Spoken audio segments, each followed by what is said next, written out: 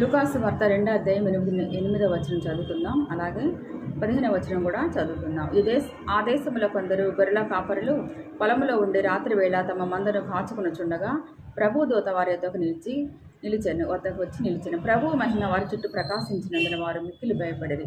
అయితే ఆ దూత, భయపడుకుడి, ఇదిగో ప్రజలందరికీ నీ కలగబోవు మహా సంతోషకరమైన సువర్తమానము నేను మీకు తెలియజేయుచున్నాను. దావీదు పట్టణమందు నేడు రక్షకుడు మీ కొరకు పుట్టియున్నాడు, ఈయన ప్రభు అయిన క్రీస్తు అని చెప్పినప్పుడు అప్పుడు వారు ఆ దూతలు తమ యుద్ధ నుండి పరలోకమునకు వెళ్ళిన తర్వాత ఆ గొర్రెల కాపరులు జరిగిన ఈ కార్యమును ప్రభు మనకు తెలియజేయించి ఉన్నాడు.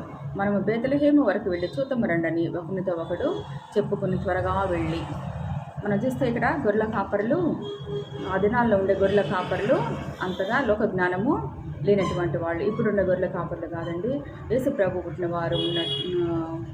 పుట్టినప్పుడు ఉన్నటువంటి టైంలో ఉన్న గొర్రెల కాపర్లు అంత లోక జ్ఞానము కలిగిన వారు కాదు. వారు నాగరిక ప్రపంచానికి దూరంగా గొర్రెలతోనే తమ జీవనాన్ని సాగిస్తూ ఉండేవాళ్ళు. మరి అప్పుడు ఆ దినాల్లో చాలామంది గొర్రెల కాపర్లు, ఎందుకంటే ఎక్కువగా ఇజ్రాయెల్ దేశంలో చాలామంది ఎక్కువగా గొర్రెల కాపర్లు, వాళ్ళ వృత్తి గొర్రెల కాపర్లు.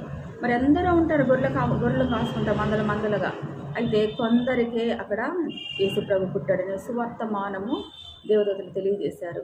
మరి ఈరోజు కూడా వాక్యంలో వింటున్న మనలో ఎందరికో సువార్త ప్రకటించబడుతుంది, కానీ ఈ వర్తమానము మరి వింటున్న నీ వద్దకి రాబడుతుందంటే, ఎందుకంటే దేవుని ప్రణాళికలో నీవున్నావు, నేనున్నాను.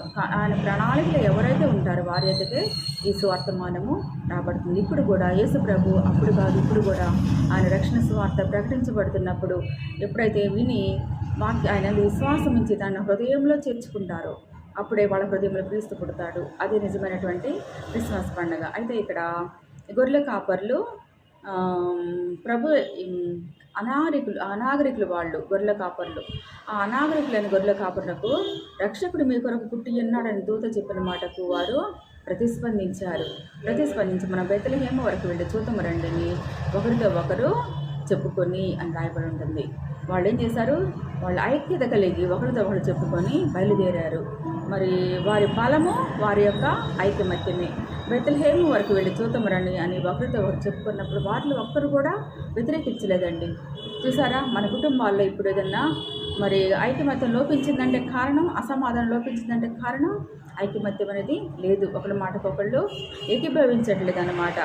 ఈనాడు మన కుటుంబాల్లో ఐక్యత లేకపోవటం వల్ల సంతోషం లేదు, సమాధానం లేదు.